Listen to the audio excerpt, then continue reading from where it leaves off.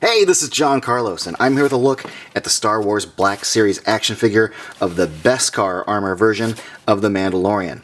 And we've got some new Black Series packaging design, so here's just a quick look at the new layout. We have the little color coding in the front for different parts of the franchise. You got blue for Empire Strikes Back, green for Return of the Jedi, yellow for Clone Wars, and so on. And they still have the little description on the back, but gone is the numbering on this side of the packaging. We now have this artwork, and it's at a diagonal, and again, no number there on the side.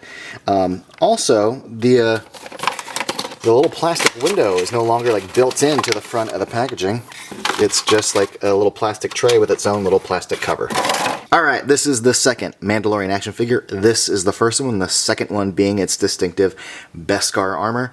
Some elements have been repurposed, some haven't. There's some repainting. Let's just dig right on in.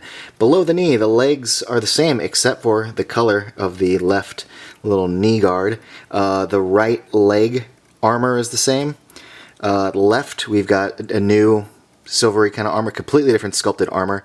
Interesting that the sides, both like the inner thigh and the outer thigh, the sculpt on them is the same, but for some reason the little wrinkle right below the armor, right above the kneecap, is a different sculpt.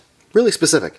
The chest armor is different, but like the under armor, the little stomach area is the same. Different paint scheme. In fact, overall, his bodysuit is gray, whereas in this one it's brown. His gloves are gray. This one's gloves are black. And then obviously the shoulder pieces are different.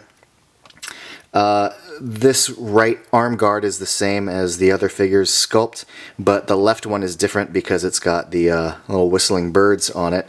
And then his head appears to be the same head sculpt. It's just, free of any brown dirtying. It's just a nice, smooth, shiny, and chrome head. So, yeah, there you go. Now, the figure itself is pretty solid. I like the way it looks. It's got the standard Black Series articulation that I've come to expect from the Black Series, so I'm not going to be getting into the articulation like crazy.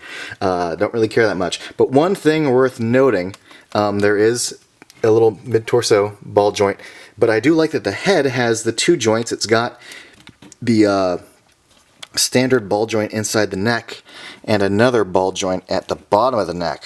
So you do get some good mobility there. He can kind of, jiggle his helmet like so.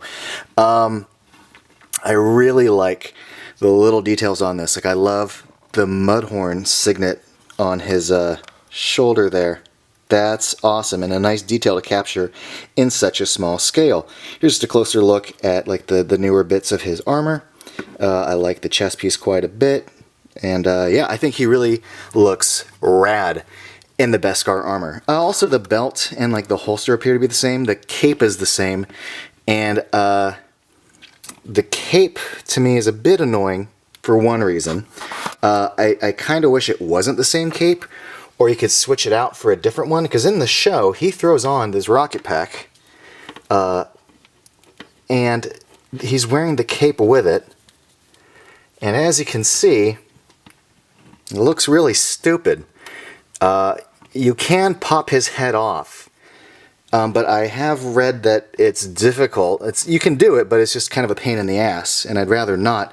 And also, I think he looks kind of weird without the cape, but I also think he looks really stupid like this, so I'm glad they included the rocket pack, but I wish they had a way to attach the rocket pack while still having an easy-to-remove head with an alternate cape that fits around it.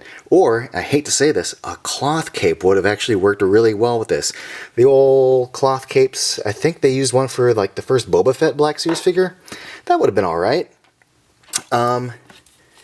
Also, like the last time with the other Mandalorian figure, this plug is so big and thick that it doesn't fit into that tiny little hole.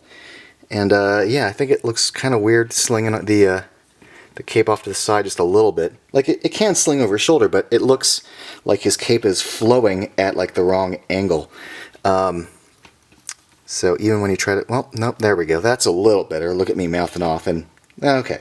Anyway, we also get his little blaster. I'll show you a close-up of this little blaster here. Some nice simple silver and brown paint. Here's a close-up look at his rocket pack. Very simple, but if you notice in the show, it's a pretty simple rocket pack in the show too, so no need for like crazy paint jobs. It works, and I dig it. And then here's a look at his rifle, if you want to take a better, closer look at that. The rifle and the pistol, they're the same accessories from the first figure, so the only real new thing is the rocket pack. The gun fits into the holster quite easily, and the little snap goes into place, yeah, pretty good. I'm also pretty happy that the trigger finger fits into that little trigger area quite easily. It is worth noting that this hand hinges up and down, and this hand hinges side to side at the wrist, and aside from the usual like hinged ball joint in the shoulder, we also have that little swivel, a little extra articulation, not much, but just a little bit inside the shoulder joint there. Hey look, I posed the figure! I never do that in these reviews. And here's the figure holding Baby Yoda, because I just think the Mandalorian looks incomplete without, holding Baby Yoda. Or the child, whatever.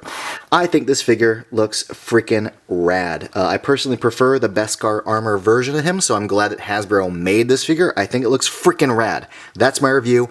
It looks freaking rad. Thanks for watching, everybody. I really appreciate you watching, and if you want, you can follow me on social media, whatever. Here are the links.